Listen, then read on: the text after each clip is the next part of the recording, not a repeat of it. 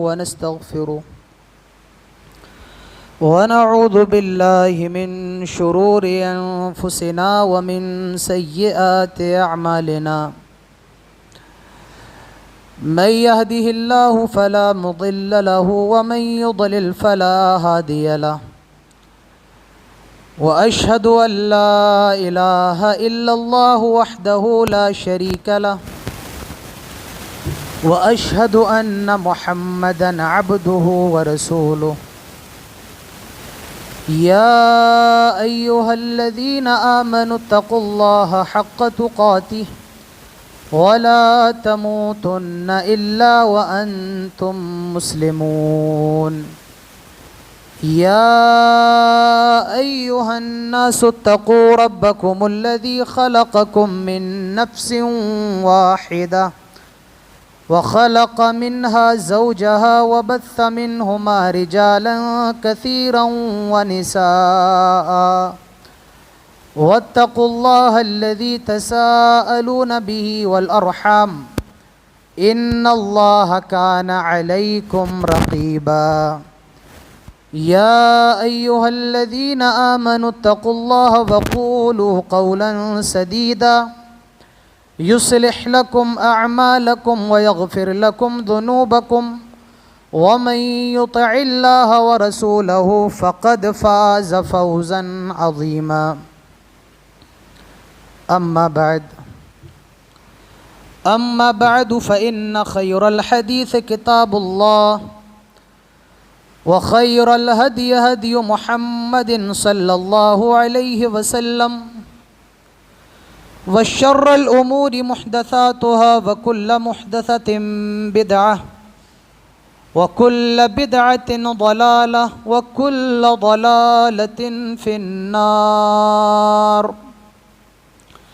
قال الله تعالى في القرآن الحكيم أعوذ بالله من الشيطان الرجيم بسم الله الرحمن الرحيم اليوم أكملت لكم دينكم وأتممت عليكم نعمتي ورضيت لكم الإسلام دينا رب اشرح لي صدري ويسر لي أمري واحلل عقدة من لساني يفقه قولي رب زدني علما اللهم رب زدني علما آمين. قابل عزت حاضرین جمعہ،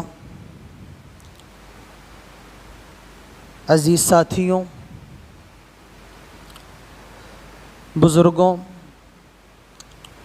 نوجوان دوستوں، پردہ نشین عزت دار اسلامی ماؤں اور بہنوں اور پیارے بچوں، سب سے پہلے ہر قسم کی تعریف و توصیف، کبریائی اور بڑائی، عزت و بزرگی صرف اور صرف اللہ جل جلالہ و عم نوالہ کے لیے ہے، جس نے ہم سب کو انسان بنایا اور انسان بنانے کے بعد سب سے بڑا احسان یہ کیا کہ ہم سب کو مسلمان بنایا۔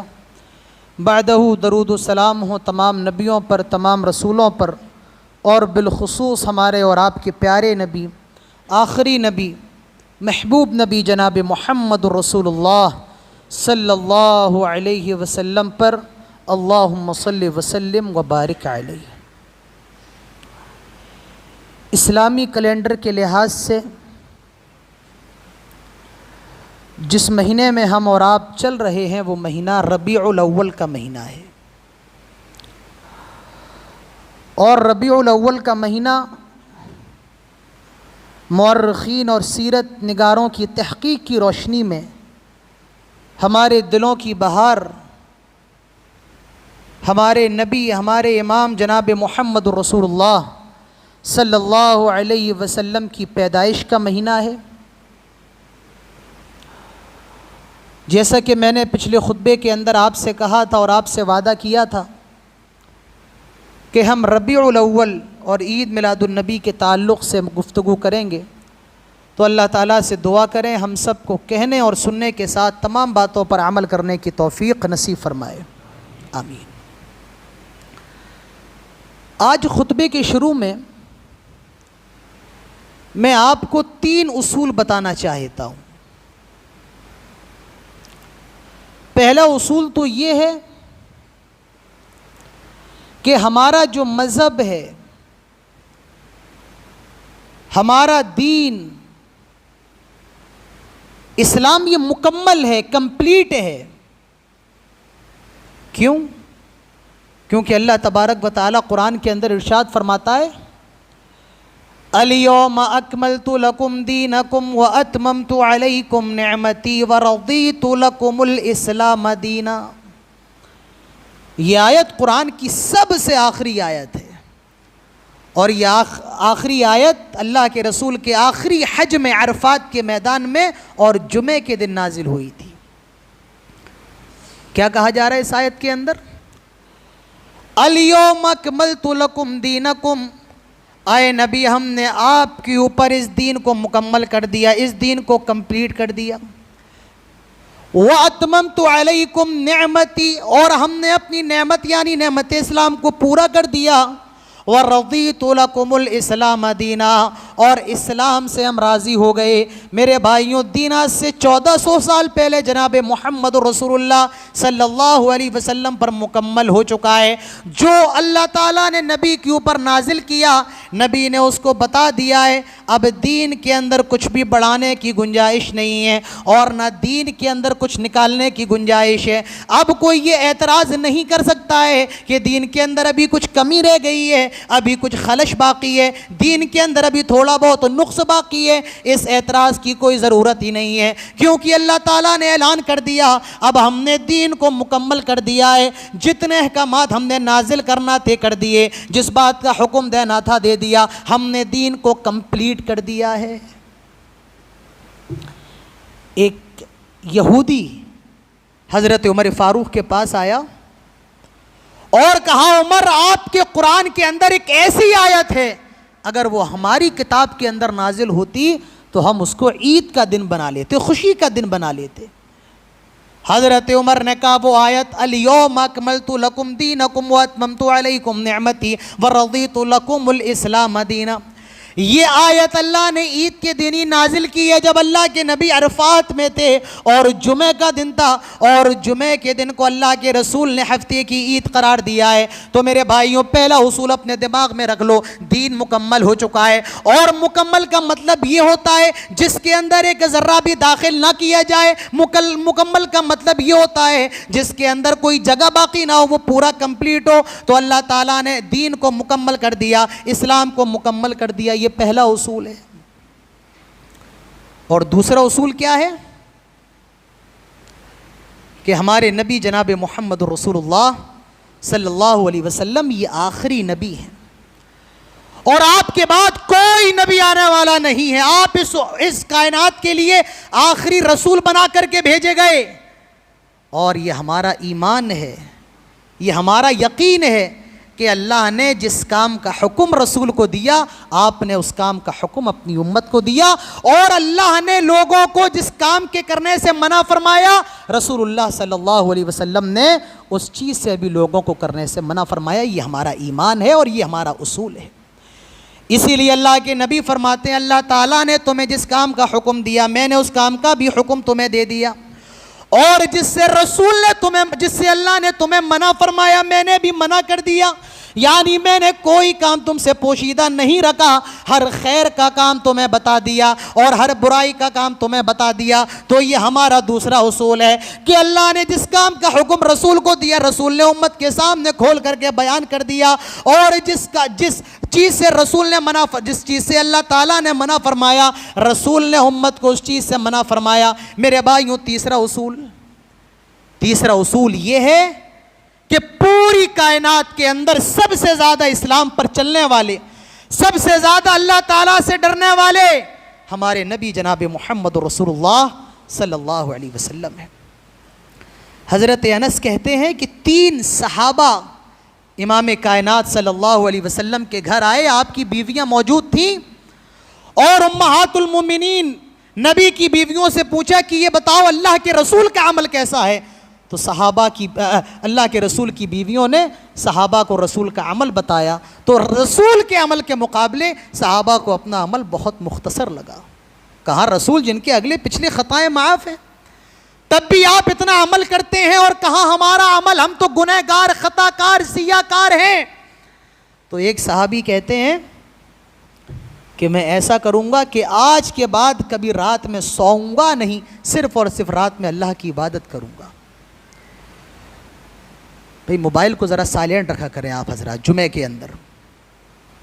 جمعے کے اندر یہ بھی گناہ ہے کوئی آدمی دوسرے سے کہے کہ بات نہ کرو، تو آپ لوگ خود غلطی کرتے ہیں، مجھے بھی اس غلطی کے اندر ملوث کرتے ہیں۔ احساسات ختم ہے، کہاں آئے ہیں، کیا کرنے آئے ہیں، ایک رسم ہے، چلے آؤ آدھے گھنٹے کے لیے۔ میرے بھائیوں احساس اپنے اندر پیدا کرو۔ ایک صحابی نے کہا میں رات بھر نماز پڑھوں گا، سوؤں گا نہیں۔ دوسرے صحابی نے کہا میں ہمیشہ روزہ ہی رکھوں گا، کبھی روزہ چھوڑوں گا ہی نہیں، ہر دن روزہ رکھوں گا، سال کے 360 دن روزہ رکھوں گا۔ تیسرے صحابی نے کہا میں بیوی بچوں کے جھنجٹ میں ہی نہیں پڑوں گا، میں شادی ہی نہیں کروں گا۔ شادی کرو، بیوی کی ٹینشن، بچوں کی ٹینشن، کھانے پلانے کی ذمہ داری، میں اس ٹینشن سے دستبردار رہوں گا، میں شادی ہی نہیں کروں گا۔ جب اللہ کے نبی آئے اور اللہ کے نبی کی بیویوں نے ان کو بتایا، 3 صحابہ آئے تھے اور انہوں نے ایسی ایسی بات کہی ہے، آپ نے ان تینوں صحابہ کو بلایا، فرمایا انتم الذین کذا و کذا، کیا تم ہی لوگ ہو جو ایسی ایسی باتیں کر رہے تھے؟ ان تینوں نے کہا اللہ کے رسول ہم نے ہی یہ باتیں کی ہیں۔ اللہ کے رسول فرماتے ہیں آئے میرے صحابہ سنو، میں تم لوگوں میں اللہ تعالیٰ سے سب سے زیادہ ڈرنے والا ہوں اور اللہ تعالیٰ کا سب سے زیادہ تقوی اختیار کرنے والا ہوں، لیکن اس کے بعد بھی میں رات میں نماز بھی پڑھتا ہوں اور رات میں آرام بھی کرتا ہوں، میں نفلی روزے بھی رکھتا ہوں اور نفلی روزے چھوڑ بھی دیتا ہوں اور میں شادیاں بھی کرتا ہوں، میری بھی بیوی بچے ہیں۔ فمن رغب عن سنتی فلیس منی، اور یہی امام کائنات جناب محمد رسول اللہ صلی اللہ علیہ وسلم کا طریقہ ہے، اور جو میرے اس طریقے سے اعراض کرے گا، جو میرے اس طریقے کی خلاف ورزی کرے گا، وہ مجھ سے نہیں ہے، وہ ہمارے طریقے پر نہیں ہے۔ میرے بھائیو یہ 3 اصول یاد رکھو، دین مکمل ہو چکا ہے، اور جو خیر کا کام ہے رسول نے بتا دیا ہے، اور جو گناہ کا کام ہے وہ بھی رسول نے بتا دیا ہے، اور رسول اللہ تعالیٰ سے سب سے زیادہ ڈرنے والے تھے۔ اب سوال یہ ہے، یہ جو عید میلاد النبی 12 ربیع الاول کو منائی جاتی ہے، کیا قرآن میں اس کا ذکر ہے، کیا حدیث میں اس کا ذکر ہے؟ تو جواب یہ ہے میرے بھائیوں، قرآن کے اندر کہیں عید میلاد النبی کا ذکر نہیں ہے۔ ارے دین تو مکمل ہو چکا ہے، اسلام تو مکمل ہو چکا ہے، نہ قرآن کے اندر اس کا کوئی ثبوت ہے اور نہ جناب محمد رسول اللہ صلی اللہ علیہ وسلم کی پوری زندگی سے اس کا ثبوت ملتا ہے کہ اللہ کے رسول نے کبھی یہ دن منایا ہو یا کبھی اس دن خوشی منائی ہو۔ آپ تو اللہ تعالیٰ سے سب سے زیادہ ڈرنے والے تھے اور آپ نے کام سب سے زیادہ کرنے والے تھے، لیکن آپ صلی اللہ علیہ وسلم کی زندگی سے بھی اس کا کوئی ثبوت نہیں ملتا ہے۔ شاید صحابہ نے کیا ہو، صحابہ تو رسول سے ہم سے زیادہ محبت کرنے والے تھے، شاید صحابہ نے رسول کی محبت میں یہ کام کیا ہو، تو اس کا جواب یہ ہے میرے بھائیوں، رسول کے صحابہ نے بھی کبھی یہ کام نہیں کیا۔ جب نہ قرآن سے ثابت ہے اور نہ حدیث سے ثابت ہے اور نہ صحابہ کا اس پر عمل ہے، تو سوال یہ ہے اب اس کو کیا کہا جائے؟ کیا اس کو دین کا کام کہا جائے؟ کیا اس کو سنت کہا جائے؟ کیا اس کو غلط کہا جائے؟ کیا اس کو بدعت کہا جائے؟ میں جواب نہیں دوں گا، جواب جناب محمد رسول اللہ صلی اللہ علیہ وسلم کی حدیث سے دیکھ لو۔ اللہ کے نبی فرماتے ہیں من عمل عملا لیس علیہ امرنا فہو رد، جو کوئی ایسا عمل کرتا ہے جو ہم سے ثابت نہیں ہے اور جس کا حکم ہم نے نہیں دیا ہے، فہو رد، وہ مردود ہے۔ اب جواب آپ کے سامنے ہے، جب یہ عمل رسول سے ثابت ہی نہیں ہے تو یہ عمل خیر کا ثواب کا عمل نہیں ہو سکتا ہے، یہ کام میرے بھائیوں نیکی کا نہیں ہو سکتا ہے۔ شاید صحابہ نے کیا ہو، اگر صحابہ نے کیا ہوتا تو ہم یہ کہہ سکتے تھے نبی کے جانثاروں کا عمل ہے، لیکن میرے بھائیوں یہ تو صحابہ سے بھی ثابت نہیں ہے۔ اللہ کے رسول کے صحابی حضرت حذیفہ کہتے ہیں کل عبادہ ما تعبدوها اصحاب رسول اللہ فلا تعبدوها، ہر وہ کام جس کو رسول کے صحابہ نے نہیں کیا تم بھی اس کو نہ کرو۔ تو میرے بھائیوں یہ بدعت ہے، گمراہی ہے، اور آج کروڑ مسلمان اسی بدعت کو بڑے شان سے اور بڑی سنت سمجھ کر کے مناتے ہیں۔ میرے بھائیوں شیطان نے ہم کو ایسا گمراہ کیا ہے، اس نے بدعت کو سنت بنا دیا، اس نے بددینی کو دین بنا دیا، اس نے گناہ کو ثواب سمجھ کر کے پیش کیا۔ میرے بھائیوں، میں بے بانگ دہل یہ اعلان کر رہا ہوں، یہ عید میلاد النبی منانا بدعت ہی نہیں بلکہ یہ منکر بھی ہے، بدعت بھی ہے، اور اس بدعت کے اندر ایسا کام کیا جاتا ہے جو منکر ہے۔ اس بدعت کے اندر میرے بھائیوں قمقمے جلائے جاتے ہیں، لائٹیں جلائی جا رہی ہیں۔ اب تو لائٹ کا زمانہ ہے، اچھی اچھی مرکریاں بلب مل جاتے ہیں۔ پہلے وقت میں جب بلب کا دور نہیں تھا، جب لائٹ کا دور نہیں تھا، لوگ اپنے گھروں پر چراغ جلاتے تھے، اپنے گھر کے چھجوں پر، اپنے چبوتروں پر چراغ جلا کر کے سجاتے تھے۔ میرے بھائیوں، چراغ جلانا یا چراغ جلا کر کے خوشی کا اظہار کرنا یہ ہمارے رسول کے دین میں نہیں ہے، یہ مجوسیوں کے یہاں ہے، جو آگ کی عبادت کرتے ہیں، جو آگ کو اپنا رب مانتے ہیں۔ اور ہمارے رسول نے کسی آگ کو بطور خوشی اور بطور عید قرار نہیں دیا۔ اور اللہ کے نبی فرماتے ہیں، من تشبہ بقوم فہو منہم، جو کسی قوم کی مشابہت اختیار کرتا ہے وہ انہی میں سے ہوتا ہے۔ عید میلاد النبی کے جشن کے لیے اچھے اچھے اسٹیج لگائے جاتے ہیں، مہنگے مہنگے کپڑے لگائے جاتے ہیں، اور ملت کا بہت زیادہ خرچہ کیا جاتا ہے۔ میرے بھائیوں، مجلس کی میلاد کی محفلیں سجانے والوں، اور رسول اللہ صلی اللہ علیہ وسلم کو دیکھو۔ اللہ کے نبی اپنی بیٹی حضرت فاطمہ، اپنے داماد حضرت علی کے گھر پر گئے، لیکن اللہ کے نبی دروازے سے لوٹ آئے۔ حضرت فاطمہ کو معلوم نہیں میرے ابو کو کیا ہوا، شاید مجھ سے کوئی غلطی ہو گئی۔ جب حضرت علی آئے، حضرت فاطمہ نے کہا، آئے میرے شوہر، ذرا میرے ابو کے پاس جائیں، جناب محمد رسول اللہ صلی اللہ علیہ وسلم کے پاس جائیں۔ اللہ کے رسول میرے گھر کی چوکھٹ پر تو آئے، میرے باپ میرے گھر کے دروازے پر آئے، لیکن دروازے سے ہی لوٹ کر کے چلے گئے۔ ذرا میرے باپ سے پوچھو کیا میں نے کوئی غلطی کر دی ہے، کیا ان کے داماد سے کوئی غلطی ہو گئی ہے؟ حضرت علی نے انتظار نہیں کیا، اور اسی وقت جناب محمد رسول اللہ صلی اللہ علیہ وسلم کے پاس گئے۔ آئے اللہ کے نبی، کیا آپ کی بیٹی سے کوئی غلطی ہو گئی؟ کیا میں نے کچھ غلطی کر دی؟ آپ دروازے تک تو آئے لیکن گھر کے اندر نہیں آئے۔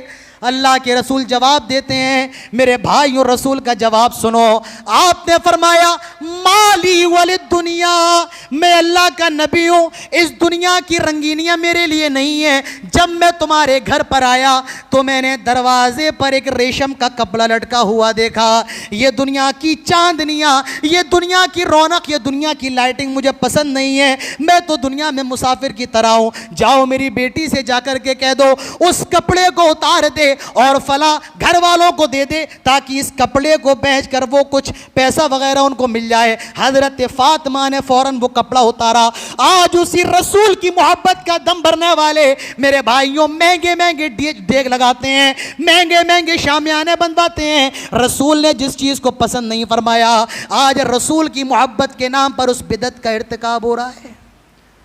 اور اتنا ہی نہیں، رسول کی شان میں گستاخی ہو رہی ہے، رسول کو اللہ کا درجہ دیا جا رہا ہے، نعوذ باللہ۔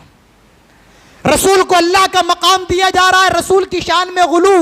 اللہ کے نبی فرماتے ہیں، ایاکم والغلو، اے لوگوں دین کے اندر غلو کرنے سے بچنا، زیادتی کرنے سے بچنا۔ فإنما اہلک من کان قبلکم الغلو فی الدین، تم سے پہلے کی امتیں دین کے اندر غلو کرنے کی وجہ سے برباد ہوئیں۔ آج ہم جو برباد ہیں اس کی وجہ یہ ہے، آج دین کے اندر ہم غلو سے کام لیتے ہیں۔ رسول کو اللہ کا درجہ، اللہ کے نبی نے فرمایا تھا، لا تطرونی کما اطرت النصارى، اے لوگو تم مجھے، لا تطرونی کما اطرت النصارى ابن مریم، جس طرح عیسائیوں نے حضرت عیسیٰ ابن مریم کی شان کو بڑھایا، حضرت عیسیٰ ابن مریم کی شان میں غلو کیا، تم میری شان میں غلو نہ کرنا۔ انہوں نے حضرت عیسیٰ کو اللہ کا بیٹا قرار دیا، تم مجھے میری شان میں غلو نہ کرنا، میں تو اللہ کا بندہ ہوں۔ فقولوا عبد اللہ ورسولہ، تو تم مجھے اللہ کا بندہ اور اس کا رسول ہی کہو۔ میرے بھائیوں یہ دین ہے، یہ اسلام ہے۔ اب ہمیں اور آپ کو سمجھنا پڑے گا اس عید میلاد النبی کی کیا حیثیت ہے۔ سنو، من احدث فی امرنا، جو دین کے اندر کوئی نیا کام نکالتا ہے، کوئی نئے کام کا ایجاد کرتا ہے، اللہ کے نبی فرماتے وہ عمل ہم سے اگر ثابت نہیں ہے فَهُوَ رَدٌّ، تو وہ مردود ہے۔ ہم کہتے کہتے تھک گئے، یہ عید میلاد النبی کی شریعت کے اندر کوئی گنجائش نہیں، کسی سے ثابت نہیں۔ لیکن لوگ کہتے ہیں مولانا صاحب حرج کیا ہے، حرج کیا ہے؟ ارے اللہ کے بندو، یہ سوال نہیں کہ حرج کیا ہے، سوال یہ کہ لکھا کہاں ہے؟ نہیں مولانا، رسول کی خوشی ہے، رسول کی پیدائش کا دن ہے، تو اس میں غلطی کیا ہے، حرج کیا ہے؟ ٹھیک ہے، کوئی حرج نہیں۔ ابھی میں نماز پڑھانے والا ہوں، 2 رکعت جمعے کی نماز میں 3 پڑھاؤں گا، اور بعد میں کہوں گا، آپ اگر اعتراض کریں گے تو میں کہوں گا حرج کیا ہے؟ ارے نماز پڑھنے میں حرج کیا ہے؟ میں نے 2 کی بجائے 3 پڑھا دی، تو اس میں غلطی کیا ہے؟ کوئی گناہ کر لیا، کوئی غلط کام کر لیا؟ آپ کہو گے مولانا رسول سے تو 2 ہی ثابت ہے، لہٰذا 2 ہی پڑھاؤ۔ ابھی مؤذن صاحب نے اذان دی ہے اور لاسٹ میں یہ کہا لا الہ الا اللہ، کوئی یہ کہے کہ لا الہ الا اللہ انکمپلیٹ لگ رہا ہے، اگر اذان میں محمد رسول اللہ بڑھا دو تو غلط کیا ہے؟ ہم یہی کہیں گے کہ میرے بھائیوں، رسول سے صرف اور صرف لا الہ الا اللہ ثابت ہے، اسی لیے محمد رسول اللہ نہیں بڑھا سکتے ہیں۔ سوال یہ نہیں کہ غلط کیا ہے، حرج کیا ہے، سوال یہ کہ لکھا کہاں ہے؟ جنازے کی نماز میں اذان نہیں دی جاتی ہے، عید اور بقرعید کی نماز میں اذان نہیں دی جاتی، اگر کوئی دے دے اور کہے حرج کیا ہے، آپ کہیں گے یا حرج نہیں، یہ رسول اللہ صلی اللہ علیہ وسلم سے ثابت نہیں ہے۔ میرے بھائیوں، یہی مثال ہے، جب رسول سے ثابت ہی نہیں ہے، جب صحابہ سے ثابت ہی نہیں ہے اور شریعت کا کوئی حکم نہیں ہے، تو ہم اس کو کیسے کریں؟ میرے بھائیوں، سوال یہ نہیں ہے کہ حرج کیا ہے، یہ سوال نہیں۔ لوگ کہتے ہیں یہ رسول کی ولادت کا دن ہے، یہ تو خوشی کا دن ہے، 12 ربیع الاول رسول کی پیدائش کا دن ہے، اسی لیے خوشی مناؤ، اسی لیے یہ عید کا دن ہے۔ میرے بھائیوں، یاد رکھو، اللہ کے رسول نے صرف اور صرف ہمیں 2 ہی عیدیں دی ہیں۔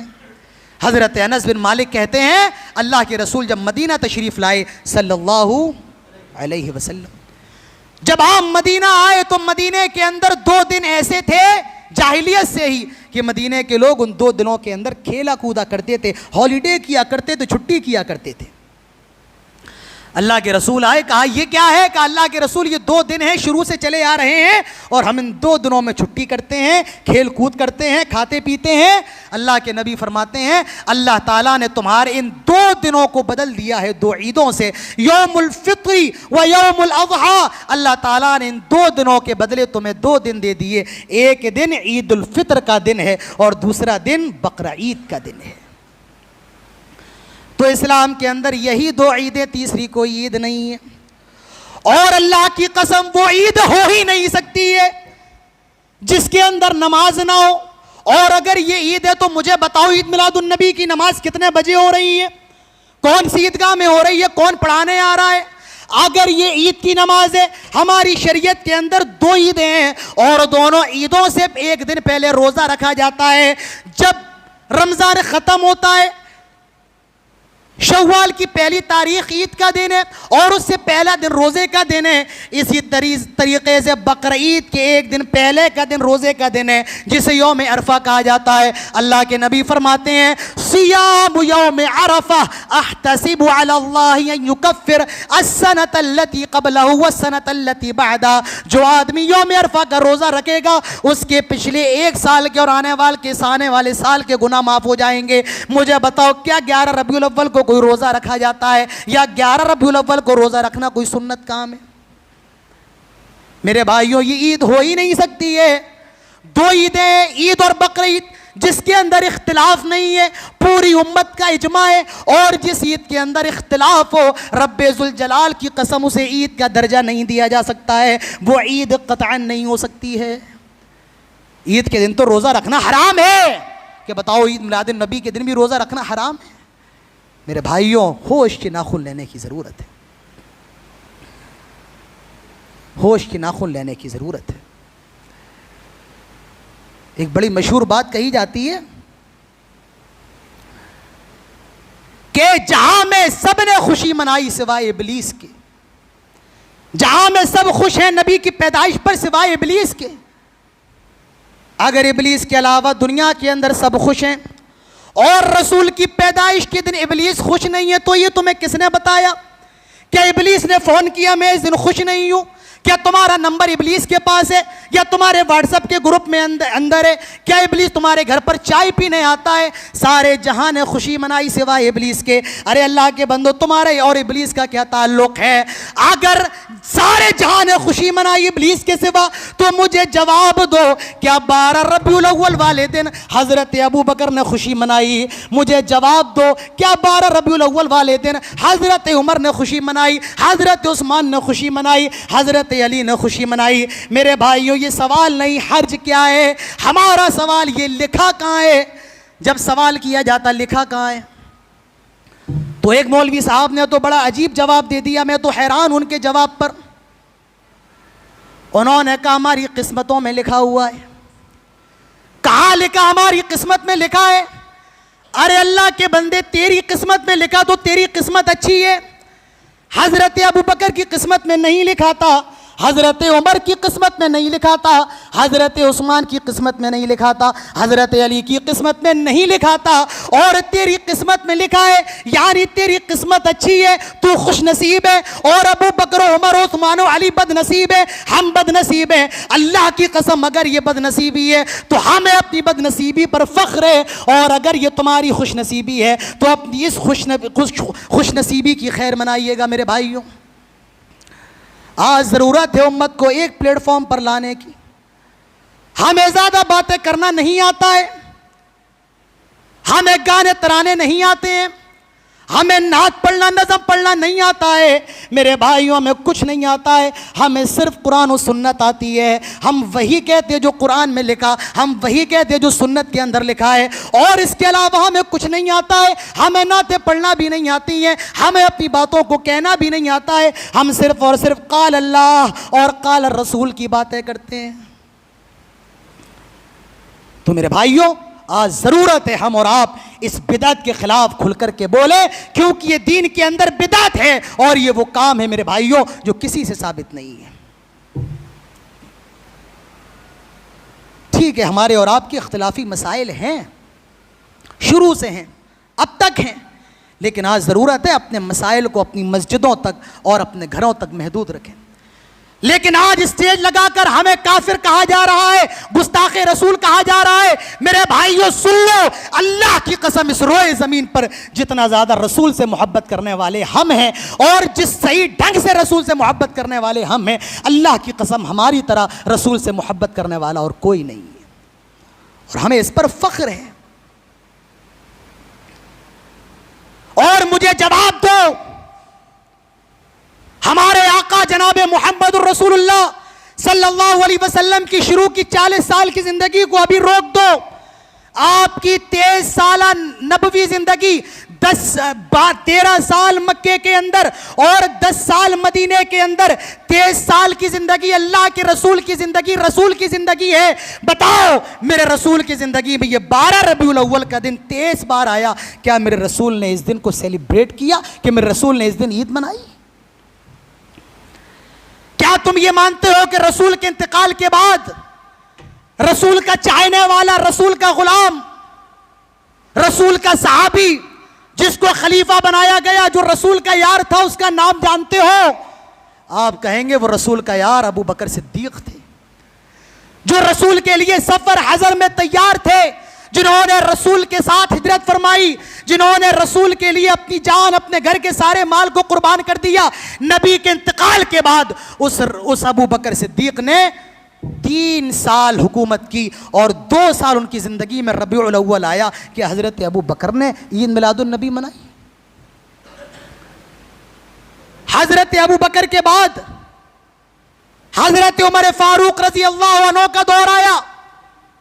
حضرت عمر فاروق نے 11 سال خلافت کی، 11 بار نبی کے انتقال کے بعد ان کی خلافت میں 12 ربیع الاول آیا، کیا انہوں نے عید منائی؟ حضرت عثمان نے 23 سال خلافت کی، کیا انہوں نے عید منائی؟ اللہ کے رسول کے داماد حیدر کرار نے 5 سال خلافت کی، کیا انہوں نے یہ عید منائی؟ رسول کا اپنا بیٹا، رسول کا اپنا نواسا حسن جس نے آدھے برس 6 سال خلافت کی، کیا انہوں نے منائی؟ میرے بھائیوں، یہ نہ صحابہ سے ثابت ہے اور نہ تابعین سے ثابت ہے، نہ تبع تابعین سے ثابت ہے میرے بھائیوں، اسے ہم دین قرار نہیں دے سکتے ہیں۔ اب سوال یہ ہے کہ عید میلاد النبی کی شروعات کب ہوئی؟ میں آپ کو 7ویں صدی ہجری کے اندر لے جانا چاہتا ہوں۔ عراق کے اندر ایک بادشاہ تھا، اس بادشاہ کا نام تھا ابو سعید کوکبوری۔ نام سن لو، ابو سعید کوکبوری۔ یہ 7ویں صدی ہجری کا معاملہ ہے، اور اس بادشاہ کے بارے میں آتا ہے یہ بادشاہ ناچ گانے کا بڑا شوق رکھتا تھا، یہ بادشاہ بڑا عیش و عشرت پسند تھا۔ تو اس نے کیا کیا؟ اللہ کے رسول کی جو پیدائش کا دن مشہور ہے 12 ربیع الاول، اس دن کو اس نے سیلیبریٹ کیا۔ اس دن یہ بکرے ذبح کرتا تھا، اونٹ ذبح کرتا تھا، ناچنے والی لڑکیوں کو بلا کر کے شراب پیتا تھا اور ڈانس کرتا تھا۔ اور اس کے وقت کا ایک امام تھا، ایک مولوی تھا جو عالم سو تھا، اس کا نام تھا ابن الخطاب عمر، جس کا لقب اب ابن دحیہ کلبی تھا۔ اس نے عید میلاد النبی کو جائز قرار دے کر کے کتاب لکھی، التنویر فی مولد السراج المنیر۔ اس نے یہ کتاب لکھی، اور وہاں سے میرے بھائیوں یہ 12 ربیع الاول اور یہ عید میلاد النبی کا دن شروع ہوا۔ یہ بدعت رسول کے 600 سال کے بعد شروع ہوئی، اور ہمارے بر صغیر کے اندر، ہمارے سرز خطی کے اندر یہ بدعت 1935 کے اندر شروع ہوئی۔ لاہور کے اندر ایک جگہ ہے موچی گیٹ، جو لاہور 1935 کے اندر ہندوستان کا حصہ تھا، بٹوارے سے پہلے کا معاملہ تھا۔ 1935 کے اندر انگریزوں کی حکومت تھی، اور انگریز کرسمس کے دن چھٹی کیا کرتے تھے۔ مسلمان چند نوجوان تھے، انہوں نے سوچا جب یہ انگریز اپنے نبی کی پیدائش کے دن چھٹی منا رہے ہیں تو ہم کیوں نہیں، اور وہاں سے عید میلاد النبی کا پہلا جلوس نکلا میرے بھائیوں۔ تو سوال یہ ہے کہ لکھا کہاں ہے، سوال یہ ہے کہ کیا کس نے ہے۔ اور یاد رکھو، اگر رسول کے مرنے کے بعد کوئی دین کے اندر نئی چیز نکالتا ہے تو وہ رسول کو، اللہ کی قسم، رسول کو یہ کہنا چاہ رہا ہے کہ رسول نے اپنی رسالت کا حق ادا نہیں کیا۔ حضرت امام مالک نے کہا، من ابتدع فی الاسلام بدعہ، جو دین کے اندر کوئی نئی چیز نکالے، یراہ حسنا، اور یہ سمجھے یہ چیز بہتر ہے، فقد زعم ان محمدن خان الرسالہ، تو وہ یہ گمان کرتا ہے نعوذ باللہ رسول نے اپنی رسالت کا حق ادا نہیں کیا، رسول نے اپنی رسالت کا حق ادا نہیں کیا، رسول نے رسالت کے اندر خیانت کی۔ میرے بھائیوں، آج ضرورت ہے ہوش کی ناخن لینے کی، اور یاد رکھیے عمل ویسا ہی کرنا ہے جیسا صحابہ سے ثابت ہے، عمل ویسا ہی کرنا ہے جیسے رسول اللہ صلی اللہ علیہ وسلم سے ثابت ہے۔ ایک حدیث بیان کر کے اپنی بات ختم کرتا ہوں، تھوڑا وقت زیادہ ہو گیا، لیکن آج میرے بھائیوں 2 وقت آپ کے لوں گا،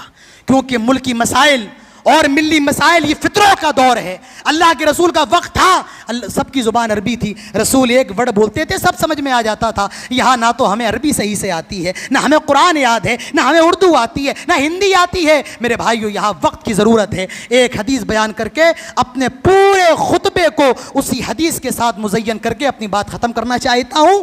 اللہ کے رسول کے ایک صحابی ہیں، ان کا نام ہے ابو موسیٰ اشعری۔ وہ حضرت عبداللہ ابن مسعود کے پاس آئی اور کہا، عبداللہ ابن مسعود، میں مسجد کے اندر ایک چیز دیکھ کر کے آ رہا ہوں۔ کہا، کون سی چیز؟ کہا، میں نے مسجد کے اندر دیکھا، غور سے سننا۔ آئے عبداللہ ابن مسعود، میں نے مسجد کے اندر دیکھا ہے کچھ لوگ حلقے بنا کر کے بیٹھے ہوئے ہیں، حلقے گرو، کچھ یہاں بیٹھے کچھ وہاں بیٹھے ہیں، اور ایک آدمی ان حلقے کا سرغنہ ہے، اور اس نے لوگوں کے ہاتھوں میں کنکریاں پکڑا دی ہیں، اور وہ کہتا ہے 100 مرتبہ اللہ اکبر پڑھو۔ لوگ کنکریوں پہ 100 مرتبہ اللہ اکبر پڑھتے ہیں، پھر کہتا ہے ایسا کرو 100 مرتبہ لا الہ الا اللہ پڑھو۔ اب لوگ ان کنکریوں پر 100 مرتبہ لا الہ الا اللہ پڑھتے ہیں، پھر وہ کہتا ہے 100 مرتبہ سبحان اللہ پڑھو، تو لوگ 100 مرتبہ سبحان اللہ پڑھتے ہیں۔ آج عبداللہ ابن مسعود میں یہ دیکھ کر کے آ رہا ہوں، حضرت عبداللہ ابن مسعود نے کہا، تم نے ان لوگوں کو منع کیوں نہیں کیا؟ کہا عبداللہ ابن مسعود، میں آپ کی رائے جاننا چاہتا تھا، آپ کی رائے کیا ہے؟ آپ جائیے ان کو سمجھائیے۔ حضرت عبداللہ ابن مسعود گئے اور جا کر لوگوں سے کہا، لوگوں یہ کیا کر رہے ہو؟ لوگوں نے کہا تسبیح پڑھ رہے ہیں۔ حضرت عبداللہ ابن مسعود کا جواب سنو. حضرت عبداللہ ابن مسعود نے فرمایا آئے لوگوں, آئے نبی کی امت, تم پر بربادی ہو, افسوس ہے تم پر, تم اپنے آپ کو کتنی جلدی بربادی کی طرف لے گئے. ابھی رسول کے کپڑے بھی بوسیدہ نہیں ہوئے ہیں, ابھی رسول کے برتن نہیں ٹوٹے ہیں, اور رسول کے صحابہ بھی زندہ ہیں, اور تم کتنی جلدی ہلاکت کی طرف چلے گئے. تم جس چیز کو اچھا سمجھ رہے ہو یہ تمہیں گناہ کے علاوہ کچھ بھی نہیں دے رہا ہے. انہوں نے کہا آئے عبداللہ ابن مسعود یہ تو اچھا کام ہے, ما اردنا الا الخیر, اور ہمارا ارادہ تو صرف نیکی کا ارادہ تھا. حضرت عبداللہ ابن مسعود نے فرمایا یہ کام جو تم کر رہے ہو یہ نیکی نہیں ہے, بلکہ اس سے تمہیں گناہ ملے گا, کیونکہ رسول نے ہاتھوں کے پورے پر تسبیحات پڑھی ہے, اور یہ حلقہ بنا کر کے نہیں اکیلے, لہٰذا یہ عمل تمہیں فائدہ نہیں دے سکتا ہے. تو میرے بھائیو عمل ویسا ہی ہونا ہے جیسا رسول سے ثابت ہے, اور اس کے علاوہ جو بھی عمل ہے میرے بھائیو وہ آپ کو مبارک ہو, ہم وہی کریں گے جو قرآن و سنت سے ملے گا, اور قیامت کی صبح تک جو قرآن و سنت کے خلاف ہوگا ہم اس سے روکتے رہیں گے, بھلے ہمیں کافر قرار دیا جائے, ہمیں گالیاں دی جائیں, گستاخ رسول کہا جائے, میرے بھائیو جو رسول کی دعوت تھی ہم بھی اسی دعوت کو پہنچاتے رہیں گے. آج حالات آپ جانتے ہیں کتنے زیادہ ناساز ہیں, آج حالات کا تقاضا اور حالات اس بات پر متحمل نہیں ہیں. آج میرے بھائیوں فرقہ وارانہ باتیں ہوں, آج اختلافات کی باتیں ہوں, آج ضرورت ہے ہم سب کو ایک پلیٹ فارم پر آنے کی, آج ضرورت ہے ایک ملت بن کر کے اور امت بن کر کے رہنے کی, آج ضرورت ہے میرے بھائیوں اپنے درمیان اتحاد پیدا کرنے کی. آج میرے بھائیوں اختلاف کی ضرورت نہیں, اتحاد کی ضرورت ہے. انہی باتوں پر میں اپنے خطبے کو ختم کرتا ہوں اور اللہ تبارک و تعالیٰ سے دعا کرتا ہوں الہ العالمین ہم سب کو تو عید میلاد النبی جیسی بدعت سے محفوظ رہنے کی توفیق نصیب فرما. اللہ جو یہ کام کر رہے ہیں اللہ تعالیٰ تو ہمارا کام تو کہنا ہے, اللہ قیامت کے دن میں کہہ دوں گا میں نے مسجد حمزہ کے اندر خطبہ دے دیا, اب جو کر رہے تھے ان سے تو نپٹ. اللہ ہم نے اپنا حق ادا کر دیا, اللہ جو یہ کام کر رہے ہیں اب تو اپنا حق ادا کر اور ان کو ہدایت نصیب فرما. اللہ تعالیٰ تو ان کے لیے خیر کے معاملات فرما. الہ العالمین ہم سب کو گناہوں سے بچا, الہ العالمین ہم سب کو برائیوں سے بچا. اللہ ہم سب کو بدعت سے بچ کر اور سنت پر عمل پیرا ہونے کی توفیق نصیب فرما. میرے بھائیوں ملک کے حالات بھی بہت سازگار نہیں ہیں, دعا کریں الہ العالمین ہندوستان کے مسلمانوں کی مدد فرمائے. اللہ تعالیٰ دنیا کے اندر جہاں کئی مسلمان پریشان ہیں اللہ ان کی پریشانیوں کو دور فرمائے. آپ کو معلوم ہے وقف کی زمین کا مسئلہ چل رہا ہے, اور اپنا ووٹ دینے کے لیے اپنی رائے پیش کرنے کے لیے ایک لنک ہے جس سے آپ کی رائے وہاں پر پہنچ رہی ہے, تو لوگوں کے واٹس ایپ میں وہ لنک گردش کر رہا ہے. یہ مسجد کے دروازے پر 4-5 جگہ بار کوڈ لگا ہوا ہے, آپ اسکین کر کے اپنی رائے پیش کریں. میرے بھائیوں یہ بہت ضروری مسئلہ ہے, یہ ہماری شناخت کا اور ہمارے تشخص کا مسئلہ ہے. اللہ تعالیٰ سے دعا کریں ہمارے ملک کے حالات کو بہتر بنائے. اللہ سے دعا کریں جب تک زندہ رہیں توحید پر رہیں, اسلام پر رہیں, اور خاتمہ ہو تو ایمان پر ہو. اقول قولی ھذا واستغفر اللہ لی ولکم ولسائر المسلمین وما توفیقی الا باللہ وما علینا الا البلاغ وآخر دعوانا الحمد للہ رب العالمین. ونستغفره ونعوذ بالله من شرور أنفسنا ومن سيئات أعمالنا من يهده الله فلا مضل له ومن يضلل فلا هادي له وأشهد أن لا إله إلا الله وحده لا شريك له